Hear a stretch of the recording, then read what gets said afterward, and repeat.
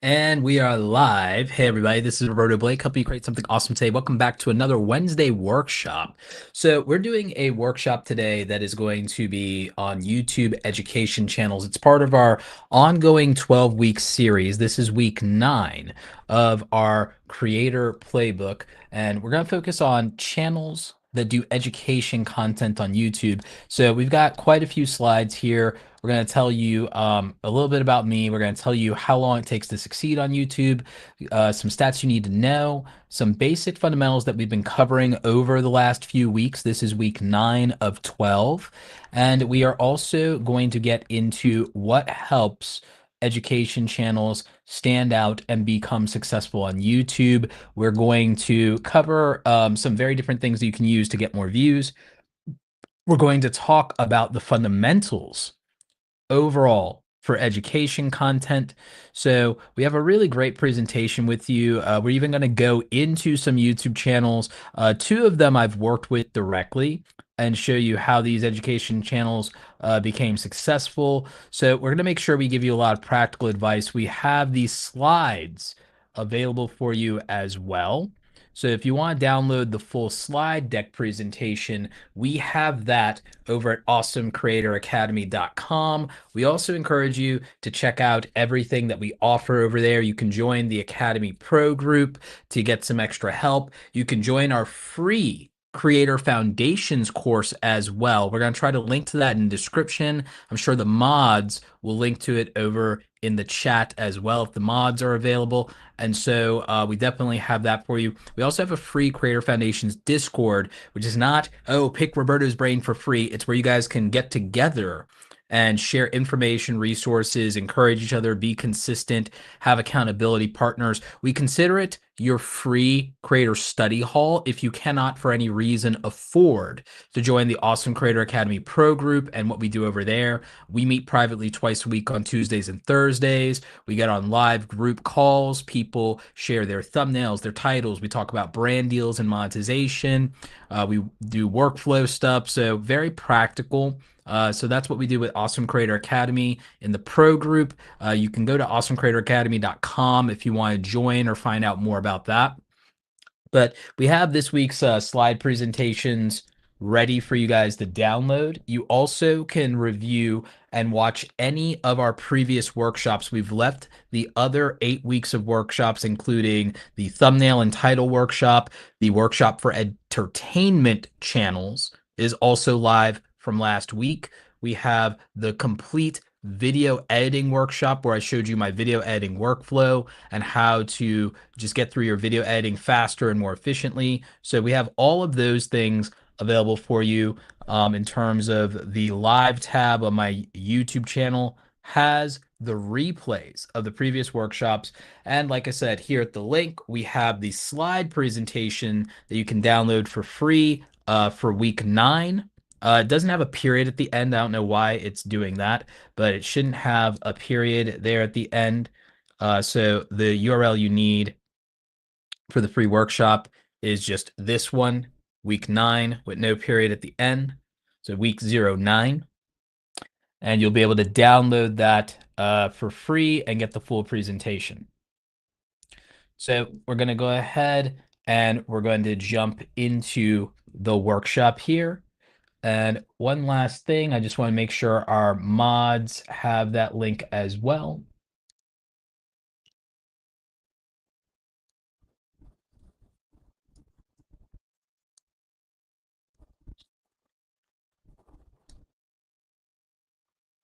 Yep. All right. So we've got that going on. Let's rock and roll. So this is week 9 of the YouTube Creator Playbook Workshop Series.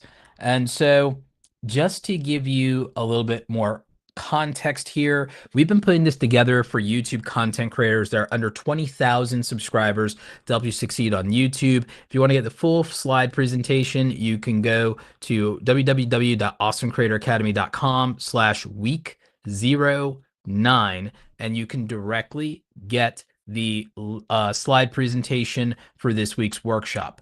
For those of you who may not be familiar with me, my name is Roberto Blake, and I went from self-taught to being a 6 six-figure content creator. I've been doing six figures on my creator journey with YouTube and my other social media platforms since 2016, I believe. So it's been quite a while. I've been doing this successfully, making six figures for about 8 years, I guess I want to say now.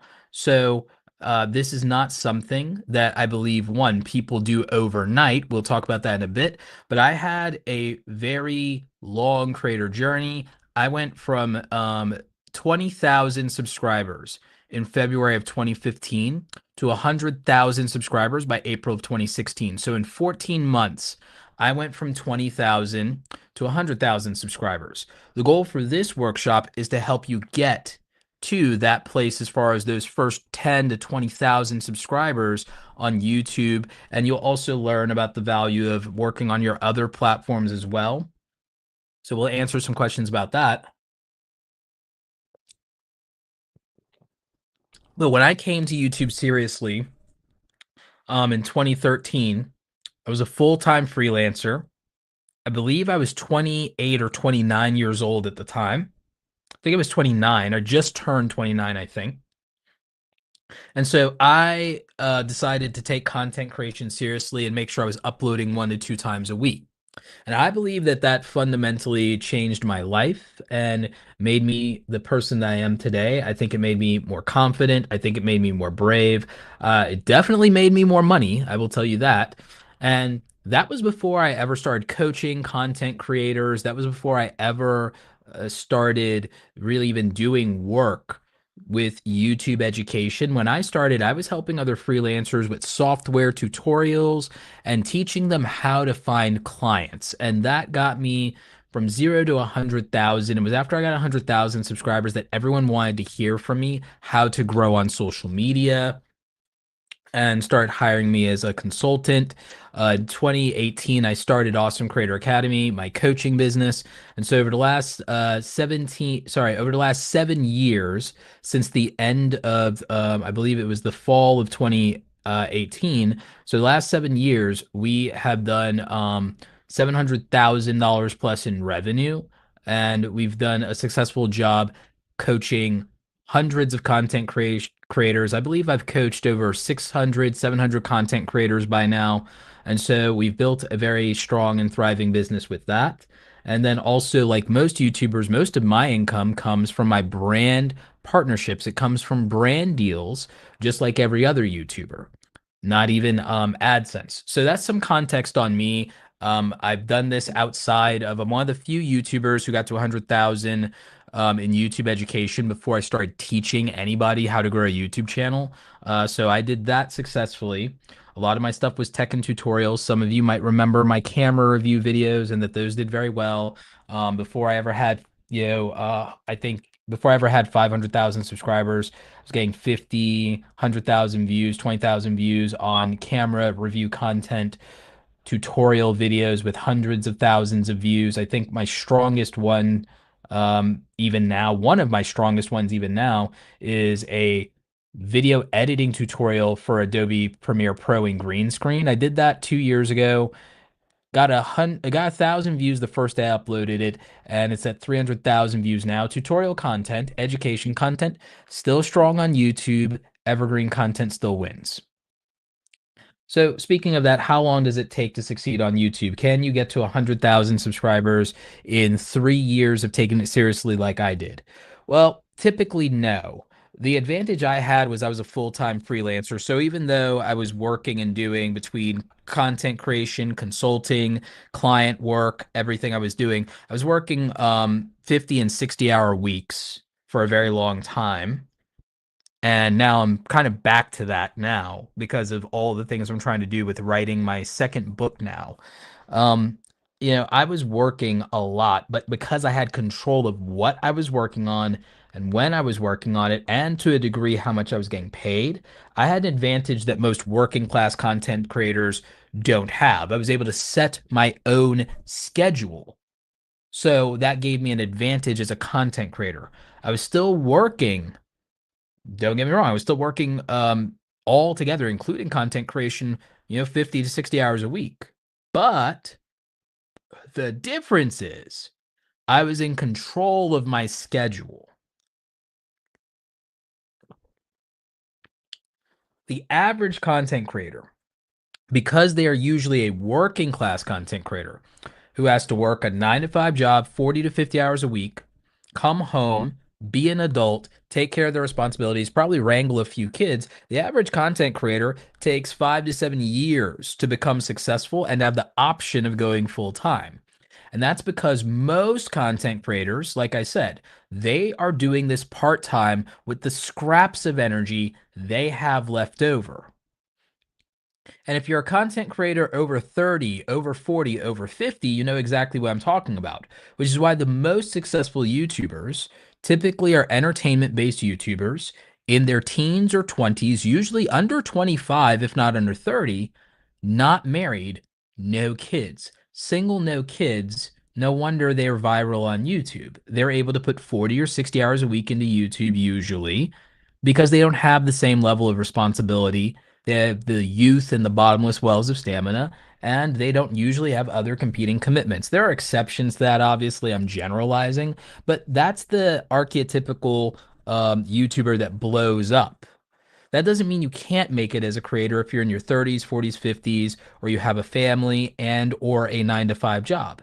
It just means that realistically, you have a limited amount of time to learn new things and to execute on the things that you're learning. And you already are doing this with the scraps of time and scraps of energy you have left. So that's why I decided to try to do this workshop series to help cut the learning curve a little bit and help you with what to focus on, what matters more, what matters most, to be efficient and to know the best practices and to help you use that time a lot more wisely. So that's kind of my goal. You can think of this as night school and community college for content creators. So that's kind of the agenda here. Now, you also need to stop abusing yourself and thinking that if you don't have a ton of subscribers or a ton of views, that you're failing. You might be struggling, but you're not failing. The reality is that 88% of all long form uploads to YouTube have never gotten 1,000 views on them. 1,000 views puts you close to being in the top 10% of views on YouTube. As for subscribers, the overwhelming majority of YouTubers struggle to get their first 1,000 subscribers. Less than 3 million channels are in the YouTube Partner Program. Less than 3 million or roughly 3 million have 10,000 subscribers. The only accurate count we had for how many creators had 1,000 or more subscribers was in 2022. I believe Clear Media and also Nielsen, who does the Nielsen ratings, may have had this data too, but I think it was Clear Media that had this data. They had in 2022 an estimate that 10 million channels worldwide had 1,000 subscribers. Now, that might sound like YouTube is saturated, but there's actually, according to Clear Media, 115 million YouTube channels globally worldwide. And while you may say, well, I think those are mostly dead channels or they're not active uploaders, my contacts at YouTube told me that over 50 million creators, 50 million channels every single month actively upload to YouTube, and they're not the same channels every month. So I believe that it is a good indicator that no, the majority of YouTube channels are not dead or inactive. And we also know from Social Blade tracks about 63 million channels, but it doesn't track all the international YouTube channels globally. And it especially isn't tracking majority of the ones under 1,000 subscribers and any channels under 100 subscribers, it doesn't track automatically. They have to submit to Social Blade. So that's why we know that there are 100 million plus channels worldwide, about 115 million right now. And we have these stats. We know that there are less than 14 million channels right now in 2025 with 1,000 subscribers. We know there's only 3 million in the partner program. We know that there's only about 3 million with 10,000 subscribers. And we know that there are just over half a million, YouTube channels or so, roughly, with 100,000 or more subscribers. We also know that in the United States of America specifically, that there are less than 90,000 channels in America right now, English speaking American channels. There's less than 90,000 of them with 100,000 subscribers and a silver play button. So if you think YouTube is saturated, you are wrong. If you think YouTube is saturated and you can't make it and there's too many successful people in your niche, you are wrong. In America, there are less than 100,000 channels with 100,000 subscribers, and they're competing across, well, we define 83 niches in YouTube, but if you want to be granular and you want to track every flavor of YouTube gaming channel, there's about 140 niches in YouTube. So there's not really a possibility that across all those niches and the 90,000 channels with play buttons in those niches in America, that YouTube is too saturated for you. It's not. You can do this if you decide that you're going to stand out from the mediocre majority. If YouTube's saturated with anything, it's low value, low quality, low effort content from inconsistent creators. So there are 15 core fundamentals that help YouTubers succeed, and this is one of people's favorite slides from our decks, to just give you an understanding of the things that can matter more and can matter most on YouTube. I'm going to give you guys who want to a chance to screenshot this slide, but I also want you to remember you can use the link in the description on YouTube to download the entire week 9 slide presentation.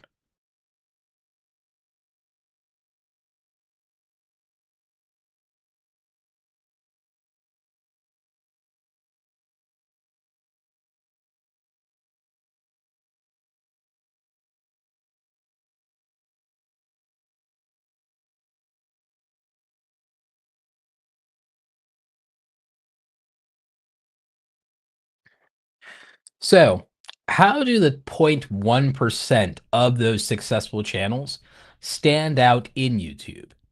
Well, a lot of times they're making high effort content, high quality content, high value content with a decent amount of consistency. And usually by consistency, we mean that they upload at least once a week. So, what's high effort content? High effort content represents content that is very difficult to duplicate. So, something that would be very difficult to duplicate for an entertainment channel is 100 men versus one gorilla.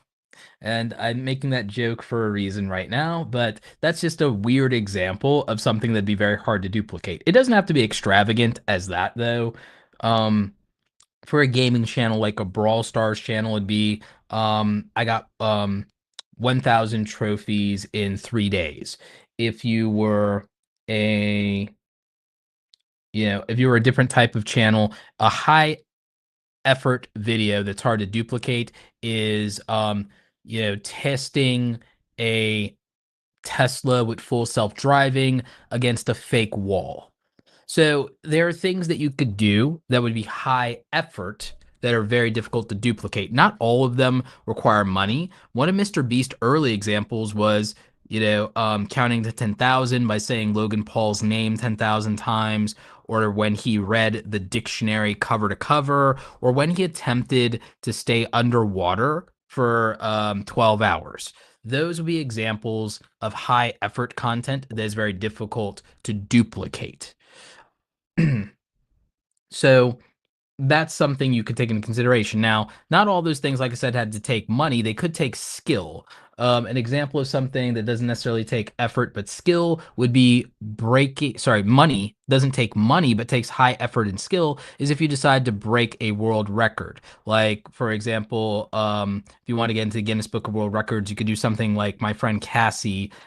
She rollerbladed across the state of Florida, for example. That's something that's high effort, doesn't take money, but does take commitment and high effort and tenacity to do.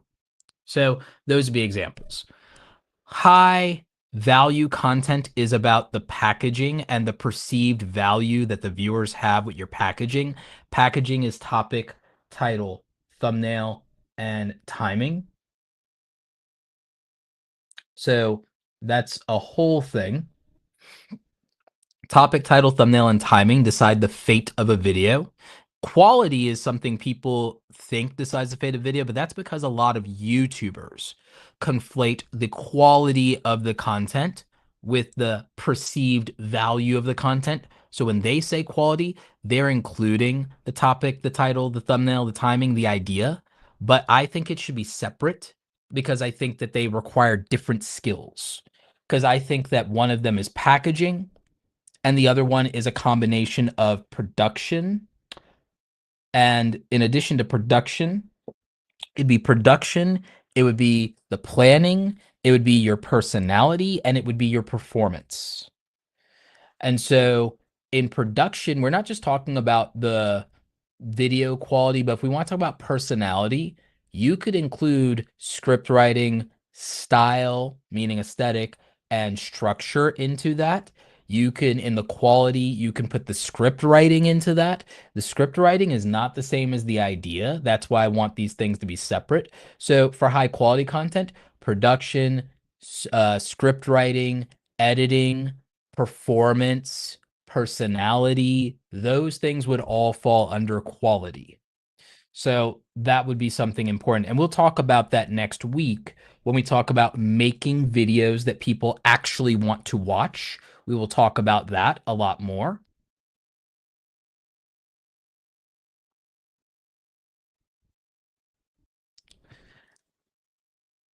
And so that's one of the key differences between value and quality and some examples there.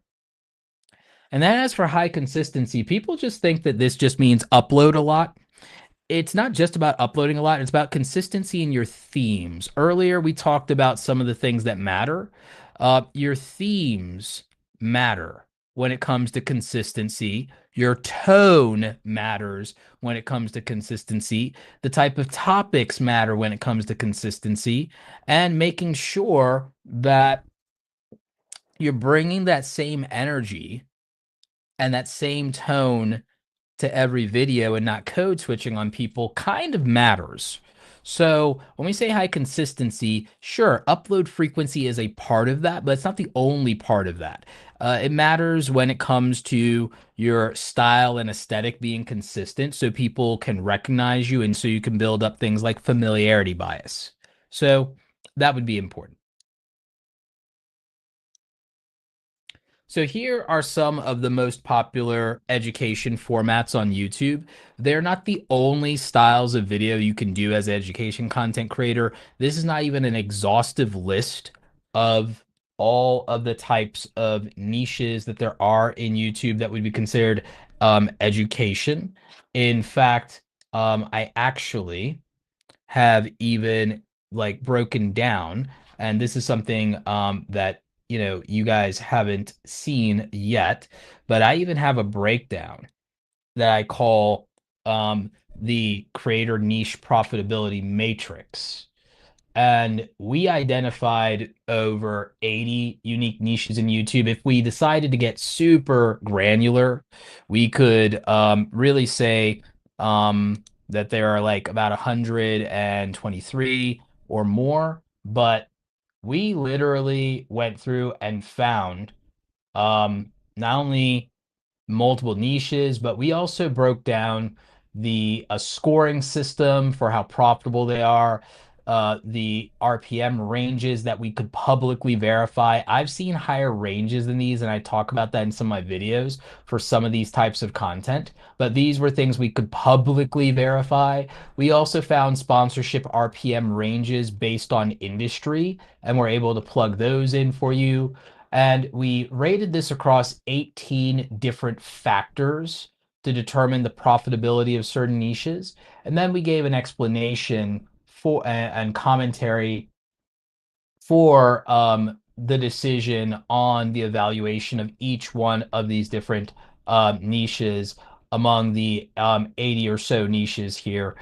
Think about 82 niches total. So that was something that we put together. The members in our Awesome Creator Academy Pro group get access to this, as well as some of our other research and some of our other tools. We're actually putting together a Notion template that makes this searchable and sortable and able to be just a little bit more accessible. So that's something that we've been working on.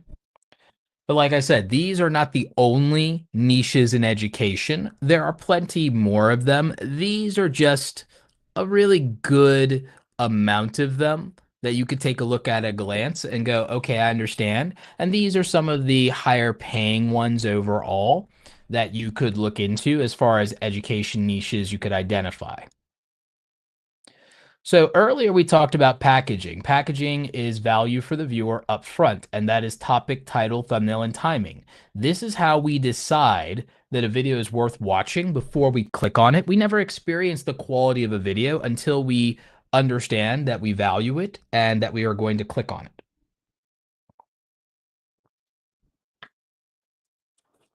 So, topic, this is your idea. Title, this is how you communicate the idea. Thumbnail, this is also how you communicate the idea. Timing, this is how we know that this thing is relevant to us right now as we scroll through our feed. So, all of these things matter. The title tells you how to feel about this topic or how this topic relates to you. The thumbnail is there to get attention and to communicate the topic as simply as possible. And so those things all matter. They very much matter. The topic and timing are kind of internalized. So they're inferred. The title and thumbnail are much more overt and they're very upfront. They're the thing in your face that you get to judge something on. The topic also qualifies you. It's communicated through time and topic and title and thumbnail, but the topic and timing are a real immediate filter for whether you're going to click on this at all. The title and thumbnail are to get your attention and to communicate the topic and the timing, but the topic and the timing will decide whether or not this is relevant to you and whether this is a priority or a preference for you. So, very important. Now, when it comes to making your thumbnails more clickable, we did come up with a framework for this called the VIBES framework, which stands for visually attractive, interesting idea at a glance, bold text and color contrast, eye-catching elements, social proof, and status. You're going to see that demonstrated in many of the thumbnails from successful creators that we show you case studies on tonight. You've seen that in our previous workshops. You've seen the VIBES framework demonstrated in our thumbnail and title workshop. So this becomes very important. You want to have eye-catching elements and you want status and social proof usually conveyed in the thumbnail somehow, some way to stand out from your competitors. So these things are very important. What are status and social proof? It's when someone flashes money in a thumbnail, you know that they have money. If you are doing me, if you're me and you're doing YouTube education, having your silver play button in the thumbnail conveys status and social proof. If you have a Guinness World Record, you usually have that World Record Award in the thumbnail or the logo for it. So again, those are examples of status and social proof, at least how they're conveyed in thumbnails. So we have another framework here for titles specifically, and it's called the clicks framework for clickable titles. So concise wording. Usually don't want to use more words than you have to. For education content, though, you could break this rule. You also, in theory, want to use 60 to 70 characters to not have the title cut off on YouTube. But with education channels, if you're going to use 90 to 100, it's okay to do that. Leveraging psychology. There's psychological triggers that make us click on videos, things like curiosity, controversy, conflict, confusion, things like that. Leveraging psychology and psychological triggers and knowing what your audience will respond to is important. Identify with the viewer. When I want to identify with the viewer, I use things like beginner or new YouTuber, small YouTuber, solo creator. Those type of things tell the viewer, oh, this is a video for me. This is something that I identify with. I see that this is made for someone like me. Same thing happens when I also choose a software like Photoshop or Premiere Pro. It means, oh, this is for me because I use that software. So the identity of the viewer being in the title often helps the viewer know that that video is speaking to them specifically. Compel emotions. Similar to what we talked about with psychological triggers, you want to compel emotion and you want them to click on a video because you want them emotionally invested in the video and what it means to them. Keyword triggers in the title, knowing what language your audience responds to and what matters more and what matters most to them. This is not the same thing as SEO.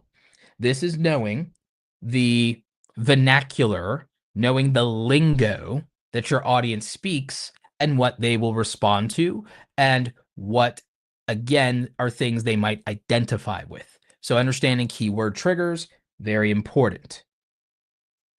Status and social proof. If you can convey that in a title with either a credential or a result, doctor reacts, lawyer reacts, real musician reacts, psychologist reacts. Those are just examples. It doesn't have to exactly be some credential in terms of a college credential or anything like that, or professional credential. That's just one easy example. Another one is results. For example, how I paid off $60,000 worth of debt. I paid off $60,000 of credit card debt in 60 days. That's a really good title. That's a transformation title. Title can convey status or social proof. So those would be examples of that. High effort content. We touched on this briefly before, but it is content that would be very difficult for 90% of the people in your niche to replicate and to even attempt to copy. And so that's very important. Make your content nearly impossible to duplicate. For example, I'm probably the only creator educator that goes live for about 6 to 8 hours a week. I'm probably the only one. So that makes my content a little bit more difficult to duplicate. Being able to do a 12-week consistent workshop. I think I may be the only YouTube educator who's done that. No one is going to attempt to do that. And then no one's going to compile these into a mega video and make the ultimate free YouTube course for free right here on YouTube that has about 10 to 18 hours of material. No one's going to give away a 10 to 18 hour, and I'm estimating what I think it's going to come out to. No one's going to give away like a 12 to 18 hour YouTube course for free. Yeah, it's gonna no wait, with 12 weeks, roughly 2 to 4 hours per. Yeah, it's gonna be somewhere between actually 18 to 20 hours. No one's gonna give away an 18 to 20 hour YouTube course for free on YouTube. So that would be something that's high effort on my part that no one be able to compete with. There are about 20, 25 slides that are unique for every presentation. So, and we're going to add some new ones to the final version. So when we release the ultimate YouTube creator playbook, and it ends up being about 220 to 260 pages long as a PDF, and we give that away as a lead magnet to grow our email newsletter, no one else is going to put in that kind of effort. And again, I'm using a personal example just to show you how someone like me approaches high effort content. In other niches, high effort content can look very differently. We talked about how Mr. Beast approaches high effort content. There are other creators who do it in a different way. Primary example would be when iJustine reviews every iPhone and every new iPhone in every color, or when Jenna Izarak does a underwater dive test to test the waterproofing of the new iPhone, or when somebody does a drop test of an iPhone. Those are high effort videos that other people would not want to duplicate. A small creator case study is Jordan Haber's a small creator who went viral and got onto mainstream news. I think Good Morning America, Fox News, and other places because he was a law student at the time who found a legal loophole as a law student and got into the NBA draft without being a professional college basketball player. He was able to get into the NBA draft through a loophole in the draft agreement because he was a law student, so he understood the contract. So that would be an example. Erica Kohlberg, the woman who reads the fine print so you don't have to. That would represent high effort as well as status and social proof because she's using her legal background to do something you're not willing to do. So those would be examples. Other examples are when people say, I did this so you don't have to. I bought this so you don't have to. So those would be examples. So high effort content. High value content. Um, Entertainment and education both offer you value to the viewer, but the truth is that when it comes to packaging, whether it is entertainment or education, you have to get someone to stop scrolling and pay attention to you. So topic, title, thumbnail all matter. But also when they click on that video, the hook in the first 30 seconds, usually the deep hook in the first 8 seconds, all matter as well to retain the viewer. So that's something that's going to be important in terms of the perception of value that the viewer has at a glance. They're scrolling through their phone. They are going to make a value judgment on your video in 1 to 3 seconds. That's all you get. So topic, title, thumbnail, timing matter. You have 1 to 3 seconds to make a good first impression to even get them to click on your video. High quality content. Once they click on your video, they have to want to stay on your video. You need good storytelling and script writing. You need structure in your script writing. You need style and aesthetic. They also need very basic things, good audio, good lighting. Those would matter. They do matter. They are noticeable when they are not there. And when your competitors do them and you don't, it's immediately noticeable. So you want to pay attention to those type of things, high quality content. Obviously, the research, the scripting, the performance, the body language, all of those things play a role in quality as well. High consistency content. Look, everyone would love to make less videos and get more views. Everyone would love to believe in quality over quantity. In education channels specifically, quality over quantity doesn't work. Education channels, with the exception of Mark Rober and his science videos, are based largely on evergreen value and replay value and consistent frequent uploads. It is very important. We have a quick question that I can get to from Geek Media Central. How do you add style to faceless educational videos? Usually, this is a good question. When you don't have on-camera aesthetics, style can represent your audio branding in terms of your sound design, your sound effects, your music selection, and so on. It can also represent a motion graphics package, filters, color aesthetics, font choices, motion graphics, and your editing style overall. So those things can represent style within a faceless YouTube channel.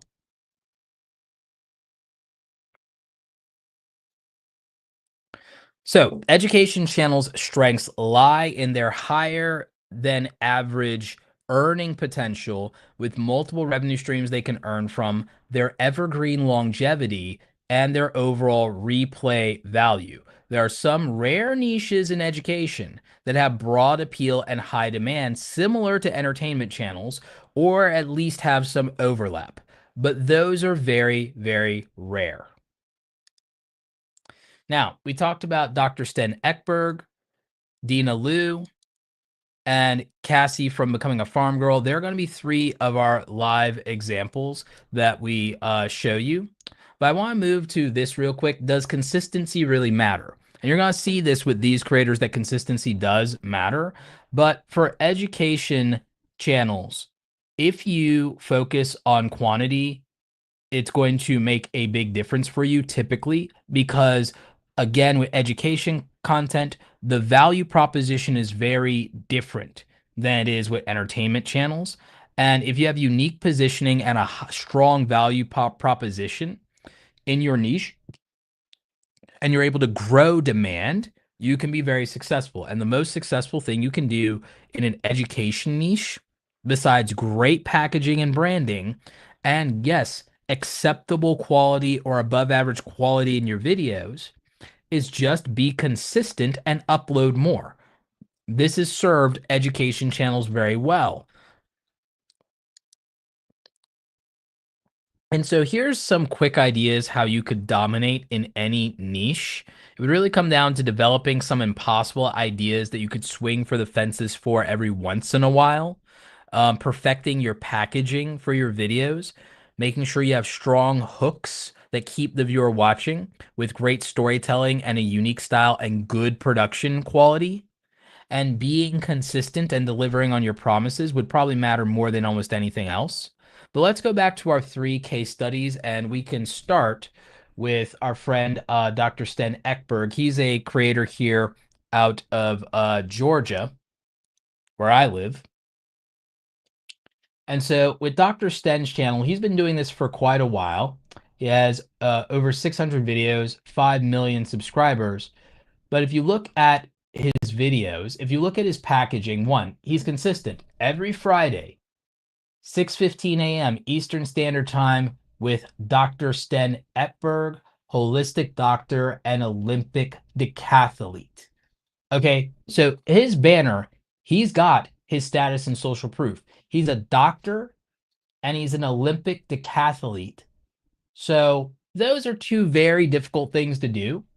And he ultimately teaches you to master your health. So he's telling you what the value proposition is, and he's telling you his schedule all in the banner. So this is great from a branding and execution standpoint right off the bat. Here's the thing.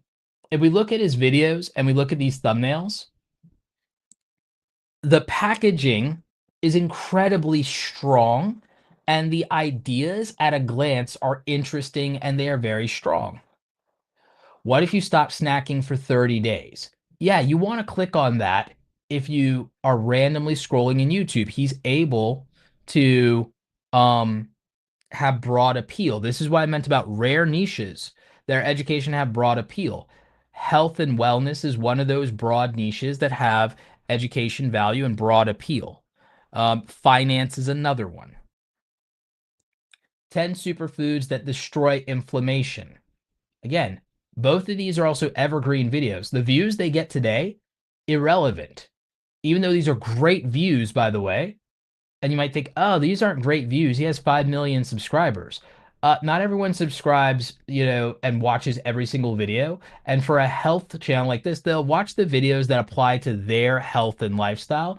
But also, these are the lowest his views will ever be because this content is so evergreen that these videos will be watched 3 years from now. They will still get views. And I can actually show you some proof of this. If we go to Dr. Sten's most popular videos of all time, you can see that, by the way, these videos are still getting views in YouTube today.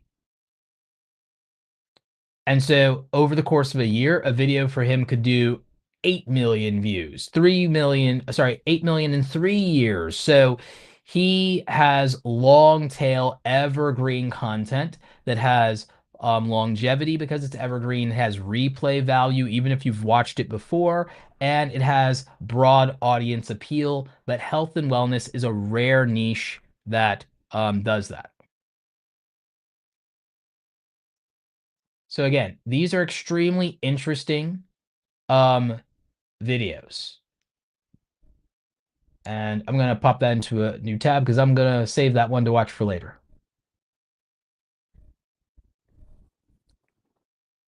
But there you go. Even me giving Dr. Sten a view on an older video. But again, these are examples of broad appeal videos. In a completely different niche, we have Dina Liu. Dina was a former member of Awesome Creator Academy. We hope to have her back. But she's been a member of Awesome Creator Academy before. And I think she came to us with like 2,000 or 5,000 subscribers. You can see she's crushing it. She's almost to a silver play button now. But look at how successful her channel is. She's getting great views for being just under 100,000 subscribers. She's doing content she's really passionate about. And Dina has had to pivot in her videos before because she was originally known for doing Etsy content, but she decided she wanted to move away from just being known for Etsy. She didn't want to be as narrow in her content and her niche. And so she managed to grow her channel by talking about side hustles and about other things that she did and how she decided to change her approach and how it changed her life.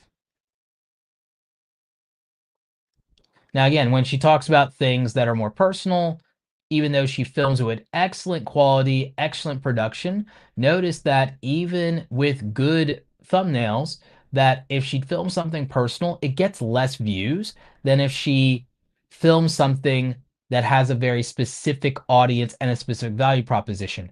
There's not a big leap in the quality or style of this how to sell Canva templates on Etsy video versus this I'm struggling to balance dating and work. What should I do video?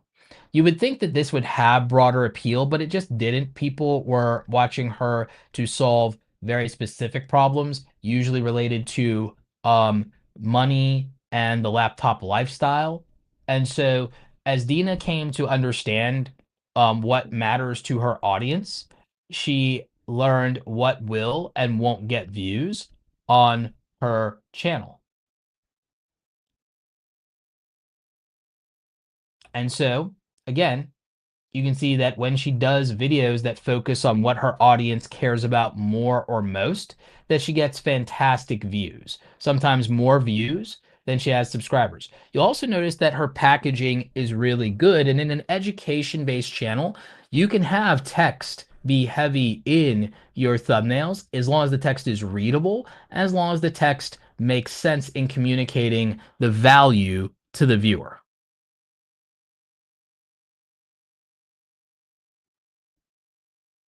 So, another example here. And then we have Cassie from Becoming a Farm Girl, farm life without the land or livestock. So, Cassie is a current Awesome Creator Academy member. She came to us with, I believe, less than 30,000 subscribers. And over the last 3 years, she's been able to grow to 300,000 subscribers. So her videos are extremely well packaged. She does a great job and she thinks out her topics very well. And so you can see she does really great on views and she's built a thriving, loyal audience, great community. And again, really strong production in these compared to a lot of her peers. So again, when I talk about the value of production, you can see in the preview of her videos how well her videos are executed. These look gorgeous. So it does matter. And when people can see these things in the preview of your videos, it makes them want to watch. Same thing for having a good thumbnail. So what you've seen consistently in the 3 successful channels that we talked about, um, this is wildly practical. And so this is why we talked about packaging and about value for the viewer so strongly, because you could see how it impacted these education channels. And so those would represent the case studies that we talked about with regard to Dr. Sten Ekberg and why he's successful because he's the embodiment of packaging, production, and positioning. And then what we talked about with Dina and the importance of pivoting and understanding what will attract your tribe with your vibe.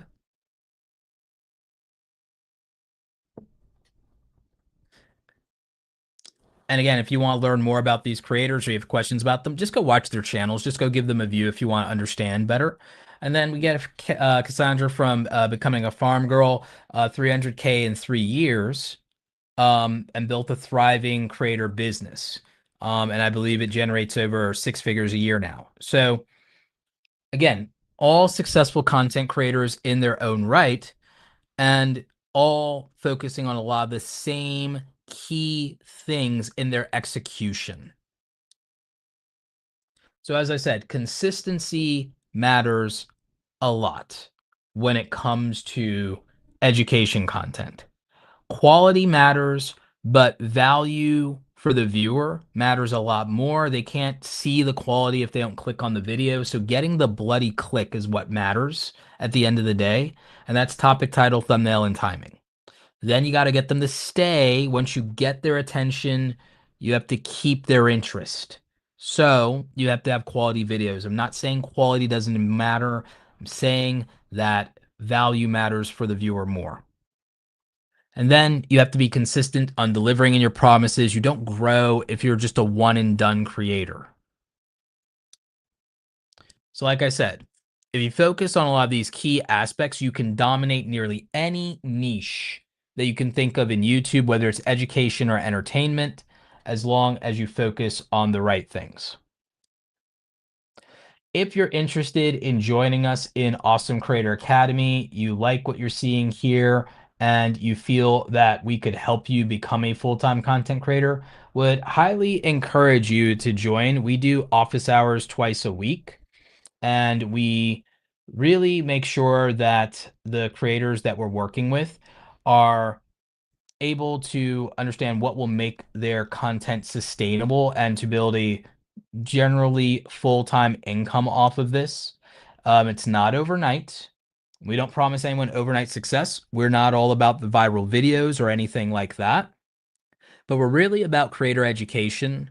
We treat it like creator community college, and we try to make sure that people get their questions answered about brand deals, monetization, UGC content, their workflows, their video editing structure, the packaging on their thumbnails and their titles, and get feedback, not just from me and my co-instructor, Andy Rivera. She's great. You guys will love her. But we also try to make sure that people understand that the community and that your fellow creators can also add value and give you a different perspective you wouldn't otherwise have.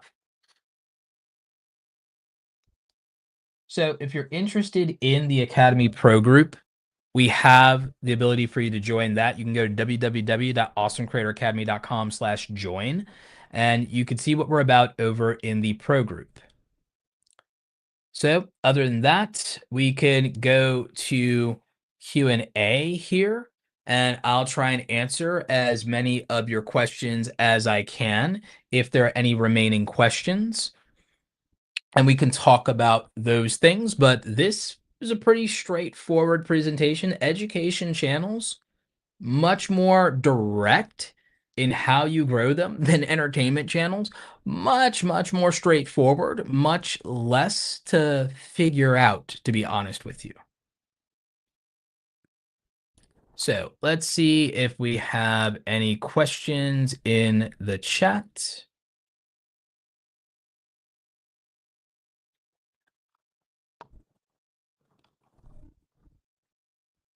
And we'll try and bring those up and answer them for you.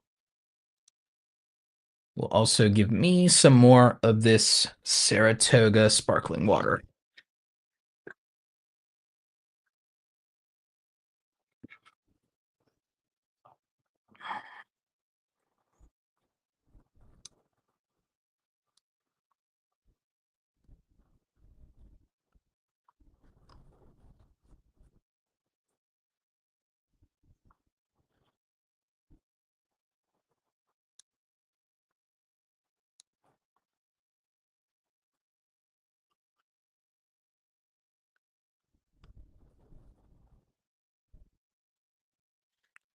All right, so it looks like we have another question from Geek Media Central. What are the unique opportunities for educational channels in gaming niches? With gaming, That one's a little rough. The good thing that you have is replay value in gaming niches if you do tutorials. So there's replay value in tutorials, there's search value in tutorials, there's discoverability. If the videos are longer because they're educational, there's opportunity to do more ad placement. But those are the only real unique opportunities in gaming-based education content.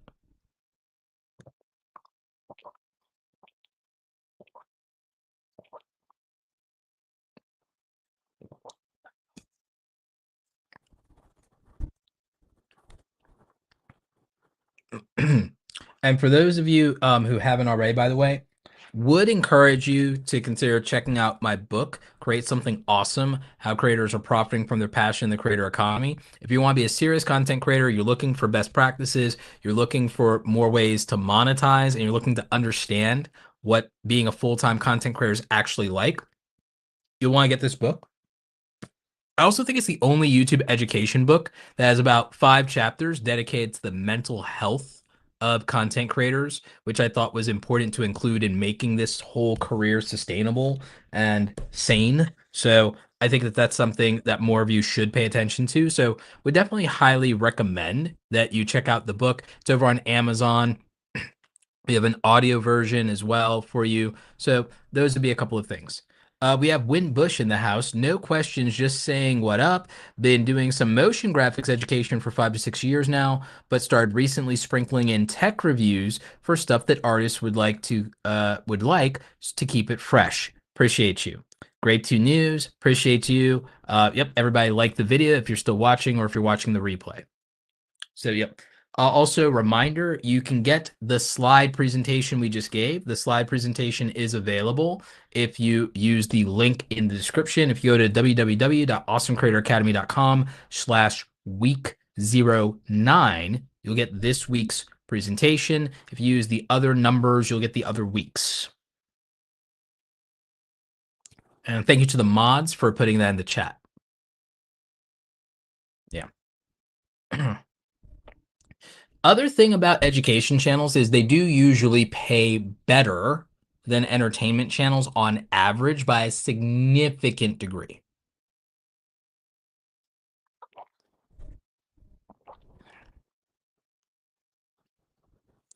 As many gaming channels will tell you, gaming channels on YouTube get like $2 to $5 RPMs, and that's what most YouTubers go by in terms of their expectation. Meanwhile, creators in various entertainment niches get $10 to $20 or higher RPMs in YouTube. Education channels usually also have access to better brand deals, more room to sell things in the Amazon influencer program. Happiness Hacks says, do you think it's okay to do a podcast for an education channel? Yes, absolutely. A lot of people do, and it works out really effectively. I mean, again, look at Andrew Huberman with Huberman Lab. Huberman Lab does very well with an education podcast. Winbush says, I like education because most content is evergreen, so I'm getting comments and content I made years ago. Yep. Entertainment can pay if the views are high. Education pays whether they are or not. So with education content, one, your audience is usually more affluent and is usually older typically. So now you have a buying audience instead of just a, drive-by audience that watches the content, moves on. You have people that might buy from you, and they might buy things of significantly higher value if you're doing education-based content. The margin is also better if you sell a book versus you sell a t-shirt or hoodie. The margin is better. A book is more profitable than selling a t-shirt or hoodie. A book is harder to make, but that's also why people value it more. You do a book, you also get to do it in multiple formats. Someone could buy a book from you and they will buy a physical paperback. They might buy a hardcover. They might buy extra to have you get a signed edition or a signed limited edition. They might buy an audiobook of the book as well, especially if you update it or you do a new edition to the book, so on and so forth. So you can extract a lot more value in terms of monetary value from a book, even though it's longer to do a book, than if you make a t-shirt, a hat, or a hoodie. T-shirt, hat, or hoodie, people don't need that many more of them. And again, even for entertainers, it is harder to sell those. But if you're an educator and people are spending time listening to your podcast, watching your videos, watching your live streams, much easier by far to sell books. I can't be sure that I've sold 500 pieces of merch. Even for entertainment creators I know that are successful, a lot of them, it'd be hard for them to say they sold 500 to 1,000 pieces of merch. I know we've sold 5,000 copies of my book.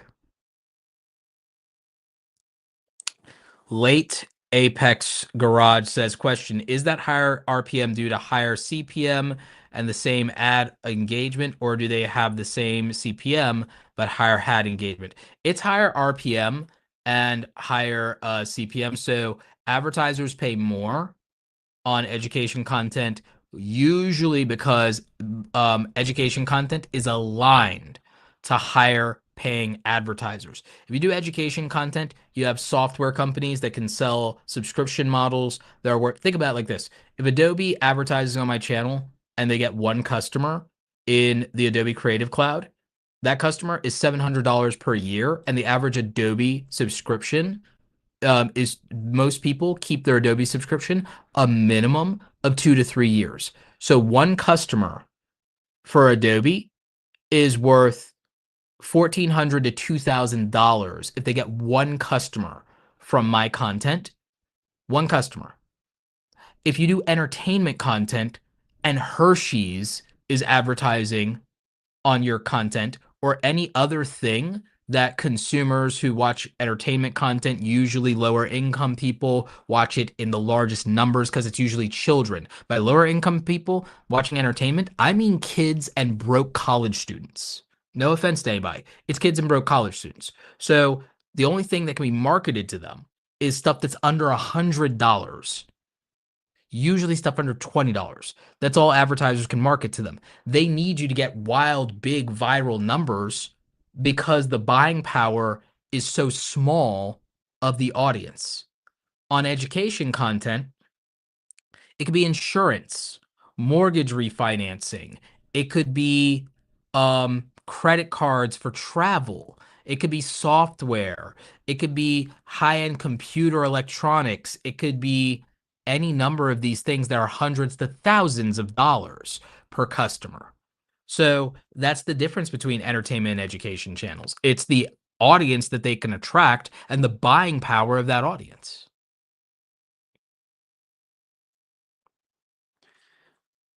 We got a quick super chat from Retired Life Mexico, $1.99 super chat. Appreciate you, man. Yeah. So the buying power of an audience determines the value to an advertiser, and that determines the CPM that they're willing to pay and the RPM that you can receive. And it's really that simple. So a young college audience, they don't have a lot of disposable income. They're starting their adult life in debt. Meanwhile, if you're marketing to someone in their 30s or 40s, they have disposable income. So they're able to attract a more affluent audience. And that would be why you can earn more on average on education content. Are there exceptions in entertainment where people do really, really well? Absolutely. LB has a question. Question, I have a curriculum I have created and used with ninth graders, but can adjust that to a higher level. Should I create a YouTube channel on how to teach it and then sell to homeschool, for example? I think that what you should do is build the ultimate resource for homeschool parents with regard to the ultimate set of free resources on your YouTube channel. I think that you should build a fantastic newsletter that you're trying to grow to 20,000 to 50,000 people. And then I think you should build something that would be the equivalent of the company from back in the day, Hooked on Phonics, but in a homeschool situation in terms of something. And by that, I don't mean literally build hooked on phonics. I'm talking about the business model of hooked on phonics, home-based DIY education. And I think you should build a system for homeschool parents, and that you should have case studies of why your system works. And I think that you should build that product suite and you sell that. But I think your content on YouTube isn't about teaching them this thing that they're going to buy from you. It's about giving them the best free resources as homeschool parents so that they want access to your paid resources, and giving them a newsletter community and maybe some kind of online Facebook group. And then between that, I think you have solid leads, you have traffic, trust, and then you can get transactions.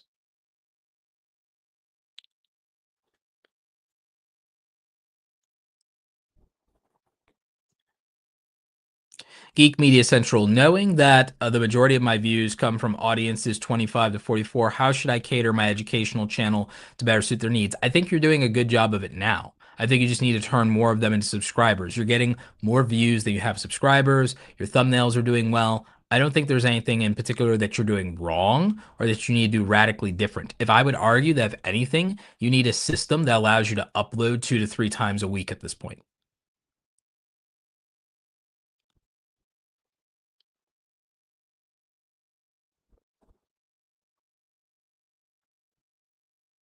So, yeah, that would be my thought there.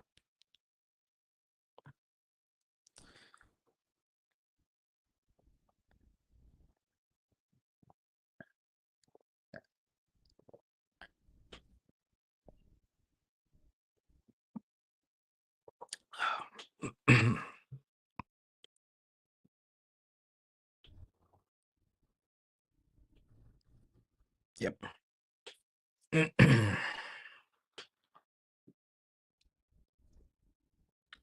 Winbush asks, do subscribers still matter? I keep hearing that they don't this year, but it seems like bad advice to me. Yeah. So the discourse as to whether subscribers still matter or not depends on what you are paying attention to. Most of that discourse is coming from two camps: young YouTubers who only care about views, and established YouTubers who don't need to grow their subscriber counts anymore. They're the people saying it. Here's the truth. YouTube, if all you care about is views, then subscribers don't help you get more views. However, and subscribers don't impact your YouTube RPM or CPM rates. However, subscribers matter because to unlock features in YouTube, subscribers matter. No matter what anyone tells you, many brands and opportunities, and certainly collaborations you'll do on YouTube, gate kept by subscriber count. Having a silver play button gets you a yes. Not having one makes a no more likely. So when you have 100,000 subscribers or more, opportunities for networking, invites to events, early access to things happens more often. Can it happen without having 100,000 subscribers? Yes. Is it more likely to happen with having 100,000 subscribers? Absolutely. People use the outlier of I didn't need, and it's fine. You don't need 100,000 subscribers to do everything and to get every opportunity. It makes it a lot easier. So, will it get you more views? No. If all you care about is views, subscribers won't help you. But if you want more access to brand deals, more access to collaborations, more access to events, more access to early access release or early access information or opportunities, then yes, gamers that I coach in the Supercell ecosystem of mobile gaming that play Clash Royale, Brawl Stars, Squad Busters, those type of games, there's a creator program that gives them early access to sneak peeks, a developer build, and a creator code where they can get affiliate monetization from the Supercell store. They get all these things in what's called the Super Creator Program. They only get access to that program if they grow to 100,000 subscribers on YouTube and they upload consistently. That's the only way they get into the program. That program, once they get it, gives them an advantage over every other creator that plays their game that doesn't have that access. They get that with 100,000 subscribers, and it's the main, if not the only qualifier. So, yeah, subscribers matter from status, social proof, and networking opportunities and monetization opportunities. 100,000 subscribers matters. Subscribers matter in general. You can't get into the YouTube partner program without subscribers. You can't get access to YouTube shopping affiliate without a certain number of subscribers. You can't unlock certain YouTube features without a certain amount of subscribers. You don't get access to certain YouTube events without a certain amount of subscribers. There are brands that don't work with you if you don't have a certain amount of subscribers, and there are creators who don't collab with you if you don't have a certain amount of subscribers. Subscriber count still matters. They tell small YouTubers subscriber count doesn't matter to make them feel better. And because it doesn't get them views. The same way we tell small YouTubers that gear doesn't matter while all of us have $10,000 worth of gear. It's to make people feel better. Most people who say it are lying, or they're not giving the full context, which is misleading, which you could still say is lying.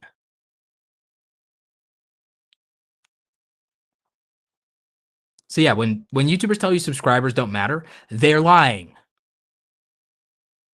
They're lying to make you feel better, to make you feel good about the fact that they have something you don't have because they want to be relatable and they want to sound humble and they want you to like them. But because you'll feel validated in that because when you get more subscribers and you don't necessarily get more views, you'll go, oh, I guess subscribers don't matter that much.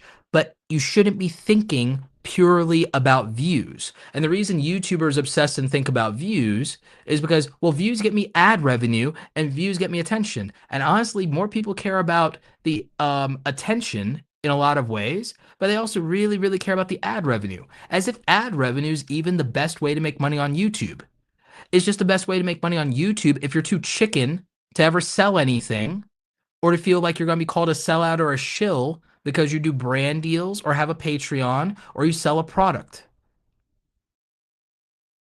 So again, it's a lot of things that are said in the YouTube community are said by people who want you to feel better, not necessarily people who want you to do better.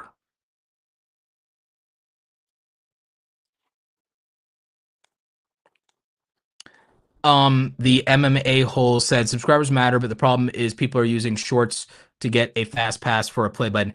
I disagree with that because here's the thing. I don't think that shorts are any less valid than long form or live streams or podcast videos. I don't. You know why? No one would devalue YouTube Shorts if they paid the same as long form videos. Not a single one of you in the chat would have a single negative thing to say about YouTube Shorts if they had $2 to $10 RPMs. If YouTube Shorts even had $1 to $5 RPMs, none of you would have a bad, bloody word to say about YouTube Shorts. And you know it. None of you. And that's not to call anybody out and that's not to attack anybody. I'm just telling you, none of you would ever complain about YouTube Shorts or treat them as less than or treat short squares as less than if Shorts had a $1 to $5 RPM. None of you. And here's the funny thing. Years ago, everybody felt that way about YouTube gaming because YouTube gaming could get viral views but couldn't even get $2 CPMs 10 years ago. YouTube gaming struggled to get $2 to $5 CPMs 10 years ago. And so people didn't take it seriously because of that. It'd get views, but make no money. Like the oldest YouTube content creators can tell you that gaming made no money unless you got viral views. I mean, to this day, like if you got the same views that like at peak, I remember like at peak, if I got 500,000 views like today, if I got 500,000 views on my channel today, I'd make like $6,000 on those views, right? Um but if a YouTube gamer got that, they'd be lucky to make anywhere from 800 to $1,500 on a 500,000 views. Like it's hard for YouTube gamers to get 1 million views a month to make a living, which means it's very similar to what YouTube Shorts are now is what YouTube gaming used to be. YouTube Shorts have only been monetized for 2 or 3 years now. So imagine in 5 years, YouTube Shorts might be getting $1 to $5 RPMs. Are y'all gonna say the same thing about it then? So, again, I would tell you that don't sleep on YouTube Shorts and the fact that those are growing channels fast because the thing is, they're also getting outsized views. And the thing is, if you upload 3 shorts a day, they could earn just as much as if you uploaded one video a week. Like, so for every 3 to 5 shorts, the earnings could be equivalent, at least if you're doing entertainment content. It's different if you're doing education content, but if you were doing entertainment content, 3 YouTube shorts a day would be no different than uploading 2 to 3 videos a week in terms of their earning potential because shorts get so many views. Happiness Hacks with a $5 super chat. Are weekly daily community posts as important as weekly daily shorts? It depends on your goals. If you want to potentially earn more money, you could promote things with your daily community tab post. You could use your daily community tab post to grow your email list. You could use it to do direct sales opportunities. You could do it to promote your services. You could use it to grow your other social networks. Everything you do in YouTube is based on everything you do in content creation. If you're asking, is it important? How important it is? How important is it compared to this other thing? What is your goal? What is your specific goal? If your only thing is views, none of this matters. Just make better thumbnails, titles, and ideas. If your only goal is views, better topic, title, thumbnail, and timing, and make as much things that are in demand for your niche as possible, and make possibly really polarizing titles and very attention grabbing thumbnails. That's it, the end. If all anyone cares about is views, that's your answer. If people care about monetization and money, your answer is to make yourself attractive to brands and get long-term brand contracts and UGC deals and work out long-term contracts that are 1,500 a month, 2,500 a month, um, 3,500 a month, or $5,000 a month. Work out a package. If you're big enough, 5,000, $10,000 a month packages, lock them in for 6 to 12 month deals with a renew option. That's what you would do. So it just is what's about your goals. If your goal is to build your reputation, then the views don't always matter, nor necessarily immediately does the revenue. If your goal was to build a personal brand and build a reputation, it'd be about status. So you have to decide what your goal is, and then you have to tie the thing you're trying to do to a very, very specific goal. Yeah, live streaming can definitely earn more. Out of the 3 formats of YouTube, so this is a really good point that MMA Holes is bringing up. So out of the 3 formats of YouTube, Shorts pays the least, but gets the most views. Videos are right in the middle. Live streaming would technically get the least views, but have the highest earning potential overall. So the best on reach is Shorts, but it's the worst on revenue. And the best on revenue is probably live streams, but it's the worst on reach.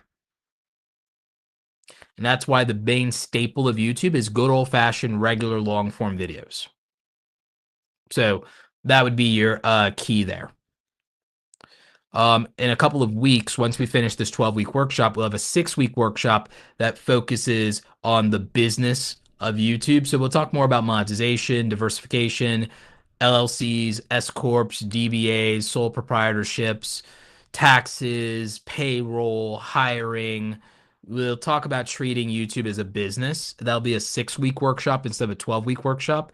We'll be doing that in a couple of weeks here. We've still got week 10, 11, and 12 coming up.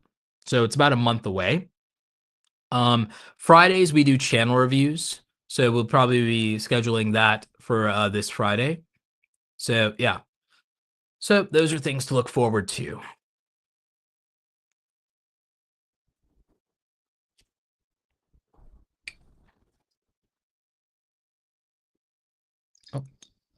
Silly me.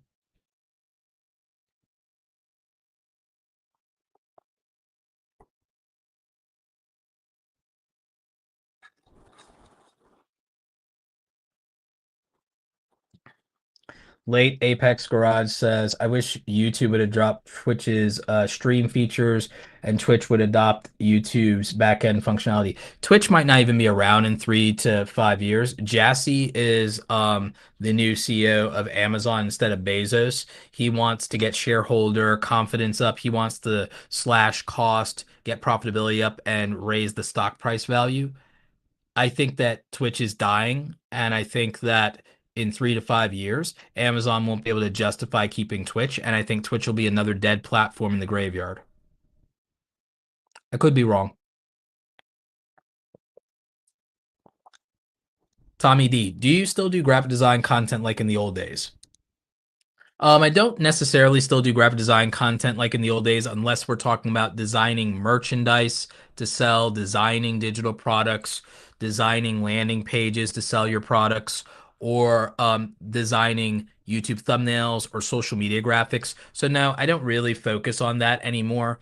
It's not my primary profession and earnings anymore, but you literally am a graphic designer every day on my own business. I have to design the graphics and promotions and the landing pages and materials for my courses and for my products every single bloody day, every week. So I'm still largely a graphic designer and creative director, but it's not what my content and my channel is about. So unless it's in the context of social media or product building, I don't do graphic design videos.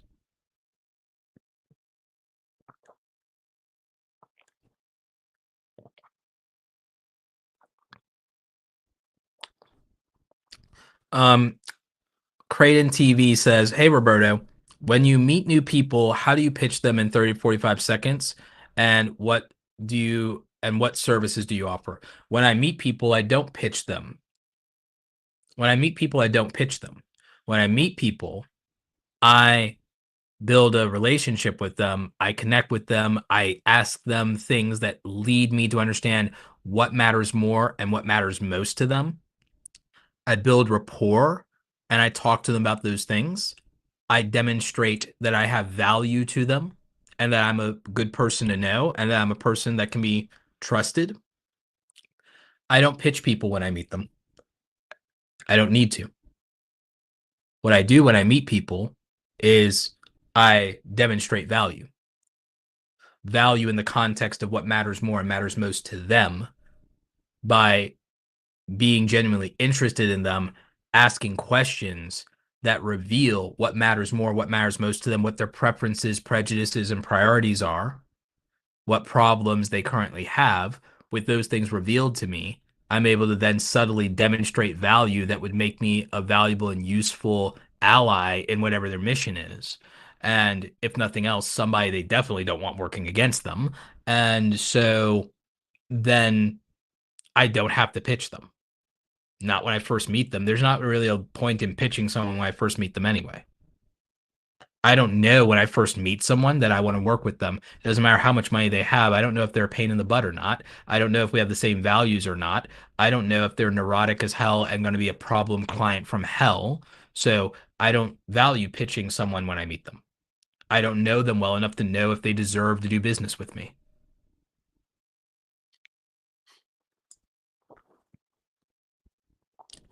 And I don't know them well enough to know that I can create enough value for them compared to somebody else that I might recommend.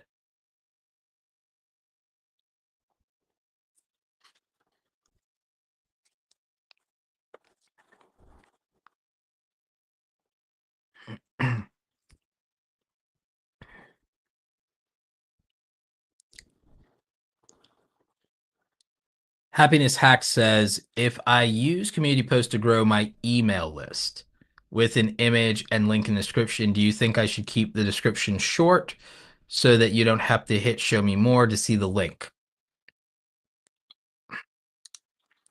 I think that if you use YouTube Shorts to promote something, as much as people worry about being above the fold with the show me more portion of it, What I believe is if you can entice people to care enough about the value, it doesn't matter. And they will. If people won't click show me more, they're also not people who will take another step to engage, click on a link, download anything, buy anything, if that matters to them. So I don't worry about it.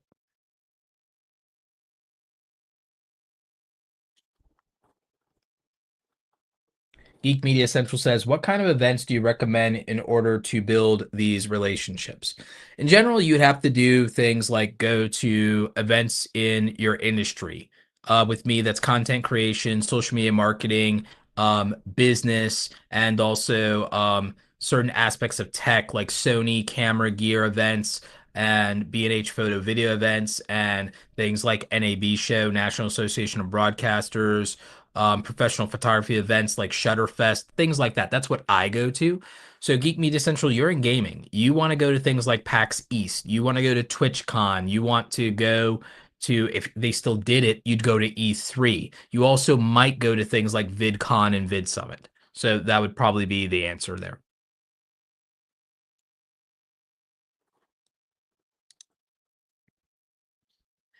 Deca says, would it be a good idea to use my YouTube anime gaming channel to promote my anime clothing brand? And how would I do that? You'd probably, if you're doing something like that, you want to wear your brand and your merch in every video. You want to do YouTube shorts where you're wearing it. You want to do skits. For the YouTube shorts, I'd put a QR code that leads to the merch store so that they could screen grab that since YouTube doesn't link out. Um, and I'd promote in the community tab as well. I'd do collaborations with people where they wear the merch. I would do IRL streaming and things like that, and I'd give away the merch on stream and hype people up and get people to buy it. I would do things like that.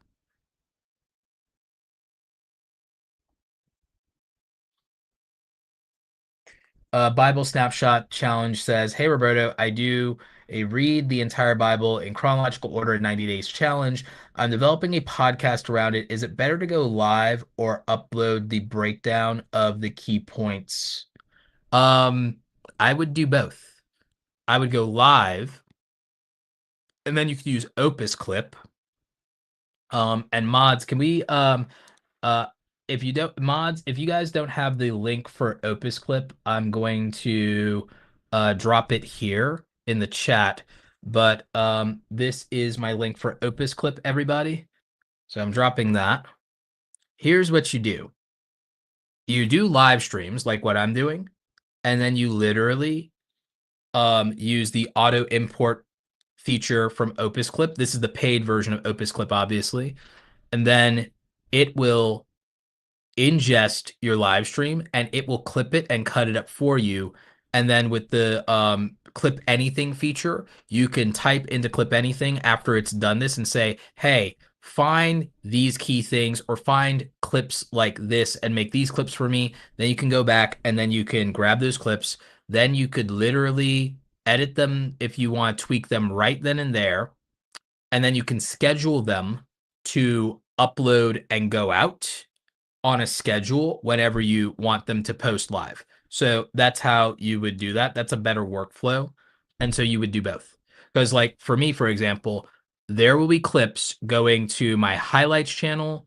There will be YouTube shorts going to my highlights channel. We are doing shorts, or rather reels. The plan is to do reels partly from the live streams, partly from my podcast interviews, and post those every day for the next 30 to 90 days on Instagram Reels, and then see if that's literally the key to unlocking growing my Instagram again. That's what we're going to do with that. And we're going to be able to do that because of Opus Clip. I'm going to be able to sit down for 3 hours.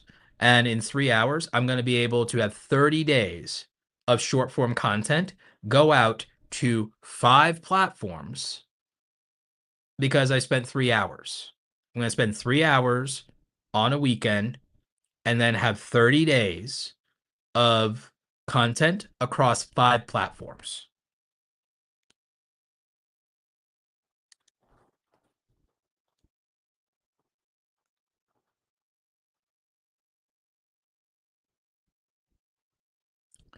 So Happiness Hacks, another $5 super chat. I'm building a database of employers that I can connect my students to after they finish the workshops. Any thoughts?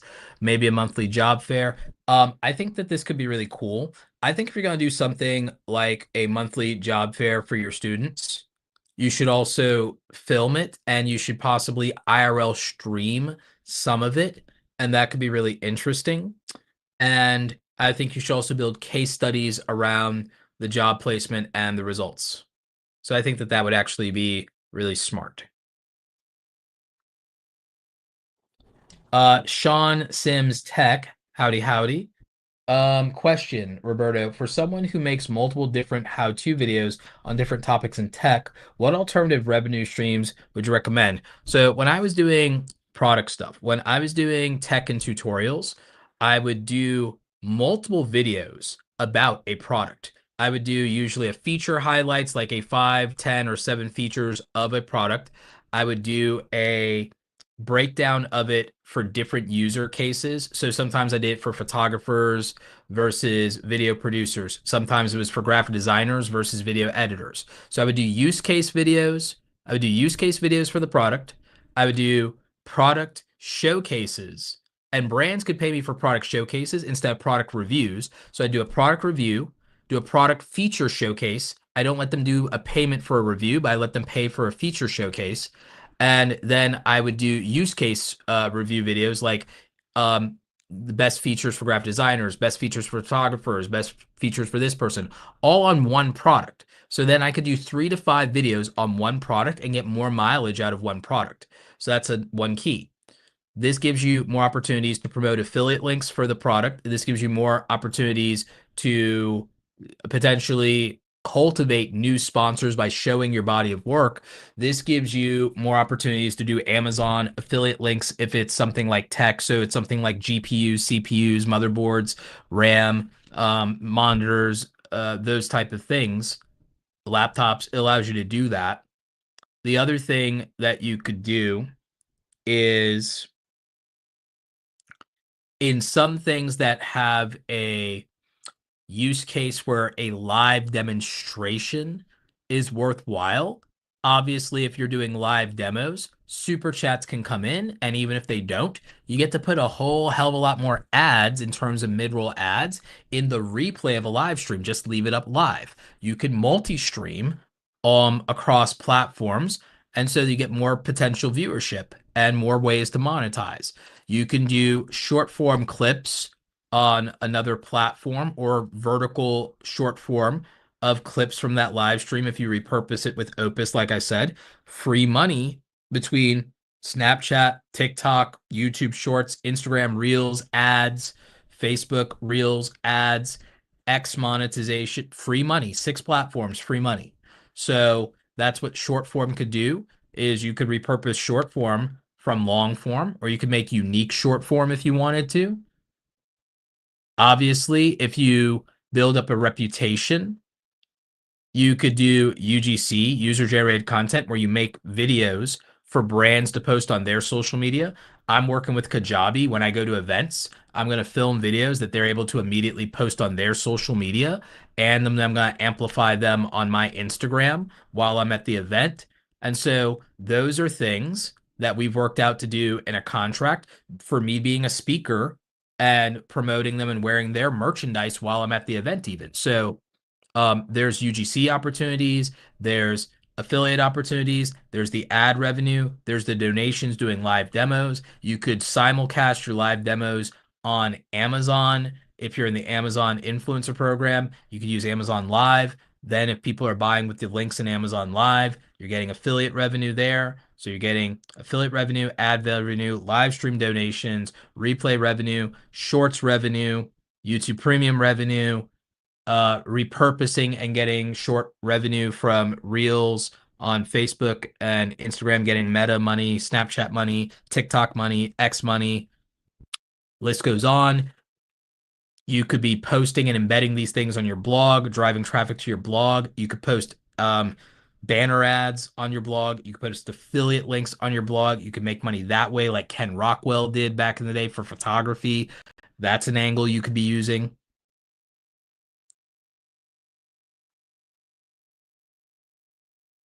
If there's stuff that you know won't do well on your channel, but you want to make it anyway, you could put it members only, get channel members, get people to pay for that on YouTube or on Patreon. So there's a membership opportunity.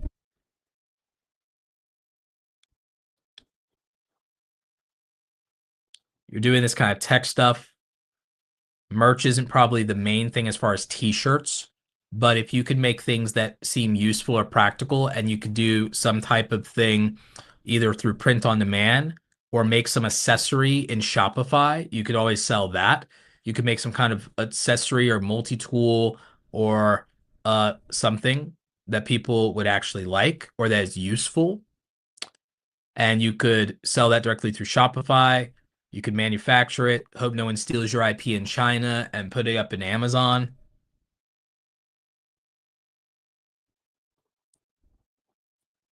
So wildly practical.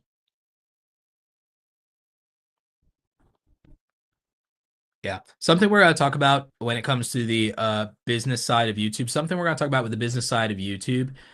And at some point, we'll also be doing, like, I think for May, my big focus in May is going to be videos on monetization. And one of the things that I've been talking about is the Magnificent Seven in terms of creator monetization. Some of you have heard the Magnificent Seven stocks in the stock market. The Magnificent Seven for creator monetization is platform revenue, like the YouTube Partner Program or the TikTok Creator Program. Then it's brand deals and sponsorships where you do sponsored content on your own platform.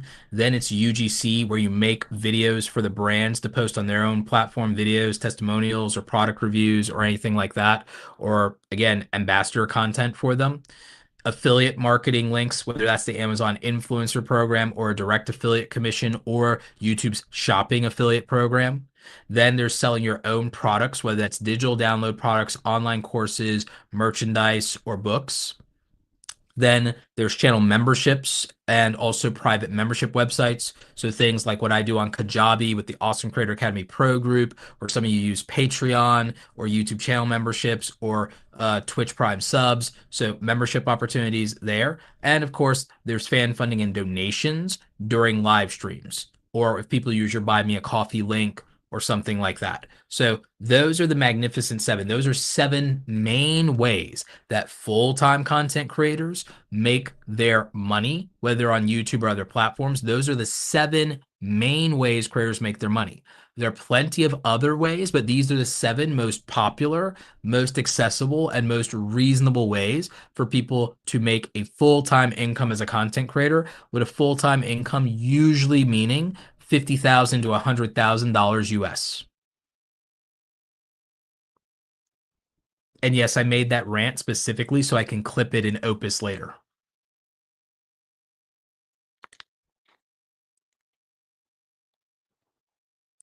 LB. It's not Japan, it's China. And the main thing is you just wouldn't manufacture your product in China. You'd manufacture it in the US or somewhere where IP laws apply so that you could sue and be represented if you needed to. But I digress. We don't need to get into trade wars and why winning one is important.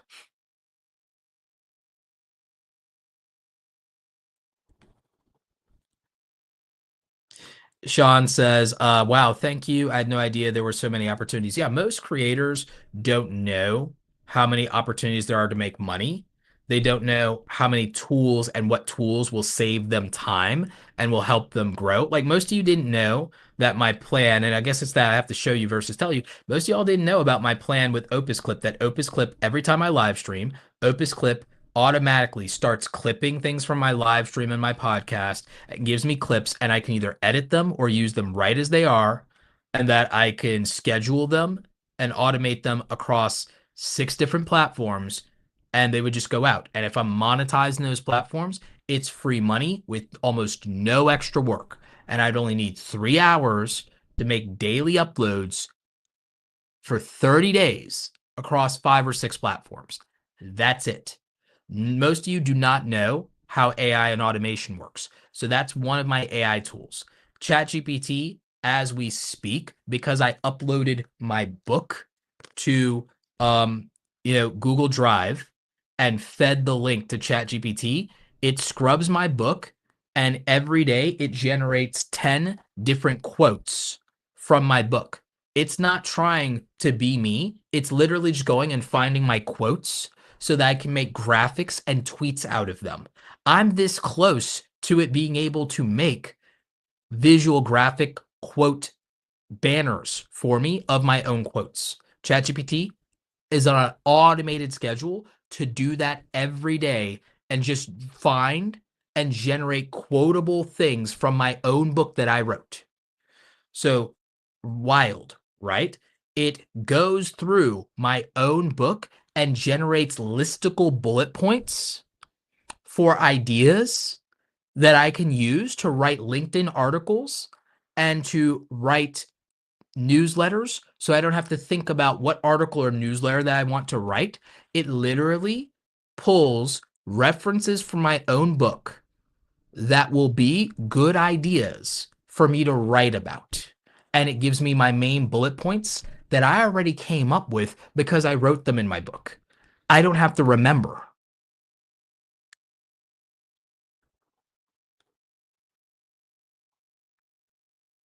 So that's something that you could like look at automation AI for. Most creators don't know about these things. That's why I try to help creators with their workflow. I had a creator, he draws all of his thumbnails as a digital artist. He didn't even know how much a drawing tablet cost, and that a drawing tablet, he was making good money. He could have just had a drawing tablet. And so he called me today and he's like, Roberto, after our last coaching call, I went and got the drawing tablet, like you said, and I went from spending 8 hours to draw the characters for my thumbnail down to 2 hours in one day, and I haven't even fully learned how to master the thing yet. And I'm like, fantastic. You're about to go from spending 8 hours to do something to 1 hours to do something in a couple of weeks. So like that was one of the most important things for him was a workflow thing. Then he was on the call with me. He's like, yeah, you got any other time savers for him? I'm like, well, what editing program are you using? And he's like, well, I'm using Adobe Premiere Pro. I'm like, are you using the text-based video editor to edit out all of your silences and all of your mistakes? And he's like, text-based video editor, what's that? I was like, oh my God, dude. So I sat there with him in a call, and in 10, 20 minutes of walking him through it, we were able to run him through the workflow that I showed you guys in our video editing workshop. And he was able to use the AI tools in Adobe's video editor to take a 30-minute video. And within 3 minutes, it had done 80 to 90% of his editing for him. And it took a video that would have taken him 4 hours to edit, and he thinks that he only would have to do 1 more hour of polish to edit it now because he learned that. So like I saved this creator 12 hours a week of work with just two workflow tips on coaching calls. And so that means that he can literally put out 2 videos a week now. So I think that that means total we saved him 20 hours a week of work because he didn't know what tools he should be using. And so he's going to save 20 hours a week of work for the rest of his life in year one. In year one, that means at 20 hours a week, 50 weeks out of a year, he's going to save between 500 and 1,000 hours because of 2 coaching calls he did where he was exposed to tools that could help him save time and be more effective and more efficient. That's why tools matter. That's why access to information matters. That's why having a mentor or a coach would matter. And I know a lot of people don't want to believe in it, but your ROI is really straightforward if someone saves you and takes you from something taking 8 hours to something taking 1 to 2 hours because you just didn't understand what a piece of hardware would do for you when you can draw with this instead of a mouse, or that you were paying for a video editing program the entire time and not using its single best feature. We got Ask Papa in the house. Hey, Roberto, I've hired a VA. I'd assume that that's a virtual assistant for 20 hours a week. They have editing and social media skills. I'm thinking of having them edit and schedule posts across all platforms. What do you think of this plan? Well, ask Papa, since you're an Academy member, we can talk about this more in depth on one of our Tuesday or Thursday calls, probably tomorrow. But what I will tell you now is outsourcing can be very good if you've got someone capable, competent, and they understand your mission and they believe in your mission. So that's very good. You have to show them what success looks like if you want them to take your place in outsourcing something to them. As for the other platforms, I'd want to know more about what your overall plan is for those platforms. Are you monetizing those platforms yet? Do you qualify for the monetization? Or are we talking short form? Are we talking long form? So I would want to talk with you personally about more details around this and what that looks like. And we could do that on Thursday in the pro group. You could share with all of us. You could do a post on the private group and tell us more of the details around all of this, how much you're paying them, what the plan is, what the platforms are. But in general, I support this because it takes more things off your plate. Maybe you're able to film more content. And if you're able to do that, maybe you post more consistently. If you're not worrying about the editing, maybe you're putting more energy into production, or again, maybe just get to spend more time with your family. So, generally speaking, I support this idea. I am curious as to their level of skill, what the platforms are, what the monetization is, how the ROI plan is of making more money than you spend on them, and what that does. So, again, more details. Yep, we're gonna start to wrap it up here. We're almost 2 hours in. I want to save some of my voice. Um, Nino and Lowe says, do these principles secure deals apply to us here in Canada? I feel like we don't get offers as small channels in Canada. Yeah, they do. And they did for Dina when she was small. They did for another creator I knew in Canada when they were small. I've worked with like a lot of creators in Canada, and we haven't had any problems with the same situation. I have several friends who are larger content creators out of Canada. It's not been a problem. So yeah, there's not something significantly different there. Aside from any of you guys' regulations, in certain industries like real estate, like I worked with a real estate guy in Canada. So as long as you're not in a regulated industry, it's fine. Follow Your Bliss Life says, hey Roberto, do you worry when you feed chat with your book that your content gets repurposed for other people to use with the knowledge uncredited? I'm already one, that's been happening to me for years. People have been using my YouTube videos, taking the transcript because I put accurate transcripts in my videos. And then if they are speak another language, creators in India, and in other places and in Portugal and other places that don't think I'll catch them have been stealing my information and just reading a script based on what I said in their native language and profiting off of me for years now, uncredited. So it's already been happening, so I don't particularly care.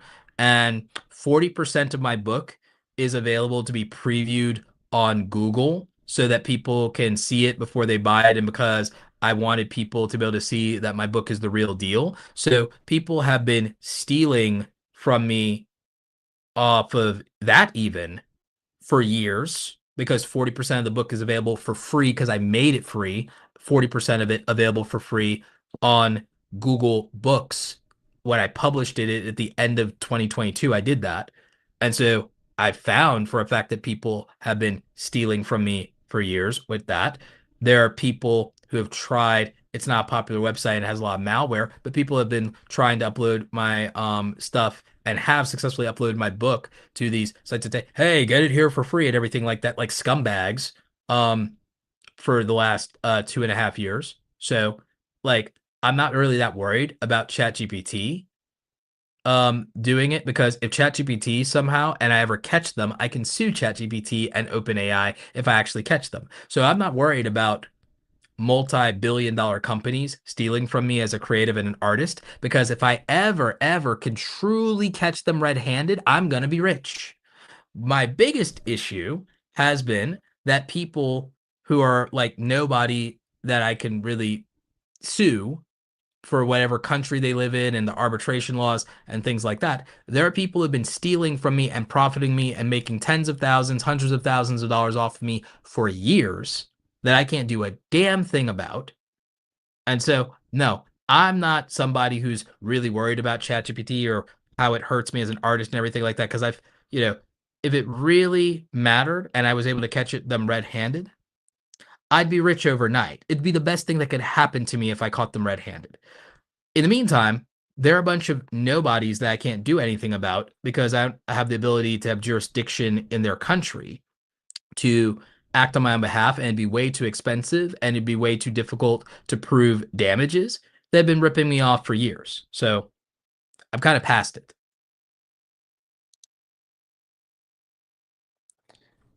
Late Apex Garage says, is that a Wacom tablet or something cheaper? No, this is a Wacom tablet. I think this is the Intuos Pro. And so, yeah, so I have the Intuos Pro. Downstairs, I have a 22-inch Cintiq Pro. It's a really good one, but it's not the most expensive one, unfortunately. I wish. So I have that. I have a Cintiq 13 Pro kicking around somewhere. Um, where do I have my Cintiq Pro 13? I have to look for where I have so I have a Cintiq Pro 13 somewhere. So I have that. But yeah, this is a Cintiq Pro. Oh wait, I think my Cintiq Pro 13 is downstairs in my library. That's right. So my Cintiq Pro 13 is downstairs in my library. My Cintiq 22 is in my art studio, and my Cintiq Pro large is here.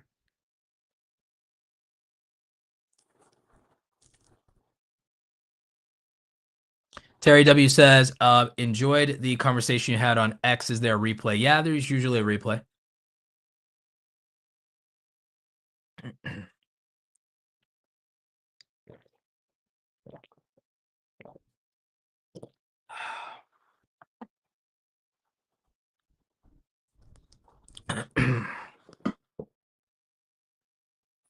All right, so it looks like I'm out of water, which means we're out of time. So I definitely want to thank everybody for checking out tonight's live Wednesday workshop. We try to do these every Wednesday evening. I appreciate the more than 340 of you watching live across our multiple platforms: Facebook Live, LinkedIn Live, YouTube Live, Twitch.com, X.com, Kick.com. Appreciate all of you. Appreciate all of our super chatters. Appreciate all of you who asked questions. We have a lot of different things that you guys can check out.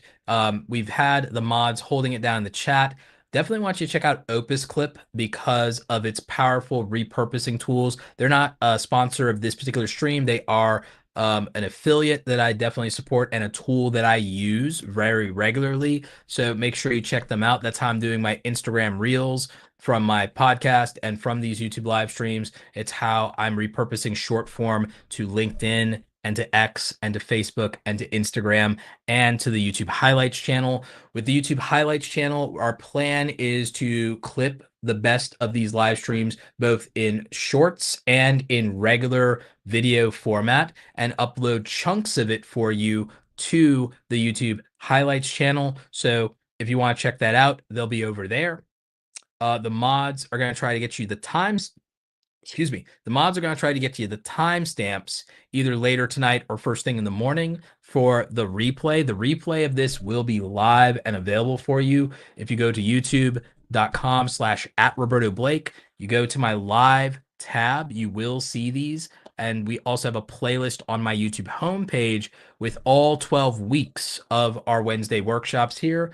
We're going to, after the 12 weeks is up, we're going to do a 6-week workshop on the business of YouTube and content creation. So we're going to teach LLC, S Corp, DBA, hiring accountants, CPAs, that sort of thing, hiring your team, outsourcing, making sure that you have insurance, making sure that you understand these things, how to run payroll for your team, how to pay yourself, all of the unsexy things that actually matter. We're going to be talking about that. Obviously, May is going to be a big month for me in covering monetization topics for content creators. So you want to make sure you stay tuned for that. Make sure you subscribe. Make sure you're coming back here. Make sure you're following me in my other platforms. We also got a ton of offers for you over at Awesome Creator Academy. Check out our free Creator Foundations course. We've made that especially for people who are just getting started. We also have our free Creator Foundations Discord for people looking for support. There's not a place to try to pick my brain and get free consulting out of me. Enough people have ripped me off as it is. That is a place for you guys to have a community and have an open study hall where you can share information, data, and where you can support and encourage each other and have accountability partners, that sort of thing, especially those of you taking the free course. So it's your community there. We definitely encourage you to buy my book, Create Something Awesome, How Creators Are Profiting from Their Passion in the Creator Economy. You can find this on Amazon, Barnes & Noble, Target, and anywhere books are sold. So make sure you're checking that out. And what else? Oh, yes, of course. You can check out our friends who are one of our sponsors. You can check out our friends over at oneof10.com for the best tool to help you with YouTube strategy. They recently launched a title and thumbnail generator. They also have a niche research tool. They have the thumbnail research tool for outliers for titles, thumbnails, and ideas. It's one of the best tools that I've actually seen, and it's very, very different than TubeBuddy and vidIQ. So make sure you're checking them out. If you want to try them for free, you can use code AWESOME at checkout and get it for free for 30 days. See if you even like it. I'm not going to force you to buy something. See if you even like it. If you do decide that you like it or you just want to buy it up front, use code Roberto and they will give you 50% off. And I believe that's a permanent 50% off. So make sure you're checking them out. Oneof10.com. Shout out to those guys. Thanks to them for hitting us up and sponsoring us. We're about to renew hopefully soon. So that's going to be really dope. So you can check that out. Also, remember that the mods are going to get you a link to where if you want to do private channel reviews with me, that is something that is offered. I do offer private channel reviews where we don't live stream them, but I will work with you on Zoom in a 30-minute call. That's available. If that's too expensive for you or you just don't want to get on a call, I can record a channel review for you for up to 15 minutes, and that is a much more affordable price. And so we offer that. The mods are going to link to that in the chat. We'll have links in the description in the replay for all of these things. So that is something that we definitely offer. And yeah, that's pretty much it for tonight. I'm going to go rest my voice, and we will see you here on Friday for our super chat channel reviews. If you've watched the replays of those, you know how it works. If not, you want to come back on Friday and find out. So we will see you here then. In the meantime, we're going to close out, and our closing is going to tell you more about the Awesome Creator Academy Pro Group, what we offer there. And so definitely make sure you're checking that out as well. Thanks to all the mods for holding it down. Thanks to the great questions. Thanks to all of our super chatters. And we will catch you next time. Stay awesome. Bye. Becoming a content creator can be a very lonely process and adventure, but it doesn't have to be. When I first got started going from 0 to 100,000 subscribers, I had to do it all by myself. I didn't have a community of like-minded and like-hearted creators to talk to or to ask for advice, and I certainly didn't have a mentor to guide me along the way. I built the Awesome Creator Academy Pro Group because when I was getting started, what would have meant the world to me is not to have to struggle alone when it comes to being a full-time content creator. If I had had a community of creators that I could talk to and share information with, I would have avoided a lot of mistakes in my early career, and there would have been opportunities with brand deals where I would have gotten a better understanding of how to negotiate, and I wouldn't have undersold myself. I wouldn't have been taken advantage of in those early situations. So in the Awesome Creator Academy Pro Group, myself and our co-instructor Andy Rivera, we meet twice a week for office hours with our creators, and we share information, we talk about how we're building our creator businesses, and we offer constructive criticism and critique on the things that we're working on for our projects. You'll be part of a community of usually around 100 like-minded creators who are taking this seriously just like you are. You'll also have all access as a pro group member to all of our past, present, and future courses, training, templates, digital downloads, and swipe files. You have full access to our creator blueprints where you'll see our systems and the frameworks that we use to execute. You always fall or rise to the standard of your systems. A lot of people really underestimate how important that is. We have digital download templates that can help you so you don't have to start with a blank canvas. These done for you files are actually incredibly helpful, especially for things like your thumbnails, your media kits, and anything you need for your branding as a content creator to look professional. We have email swipe files that help you with reaching out to brands. We have great information in helping you price yourself and build your packages appropriately. And remember, as part of the pro group, you have the opportunity to ask questions from myself and all the other creators participating. And so this means that if you need to ask questions about negotiation or a brand deal, there's something you're not sure about, you're trying to find a better monetization opportunity with merch or affiliates, you have people who have done it before, who are already making money that you can reach out to for advice. As I said, when I was starting out and I was flying solo, this is the thing that I wish I'd had the opportunity to be a part of, and it would have made all the difference in the world in helping me be an even more successful content creator. If you have questions, you can always reach out via support. We're happy to help you figure out if the pro group is right for you. Also, we do have the opportunity if you become a VIP member, if you also would like quarterly one-on-one coaching with me directly. Now go out there and create something awesome today, and hopefully we'll see you in the pro group.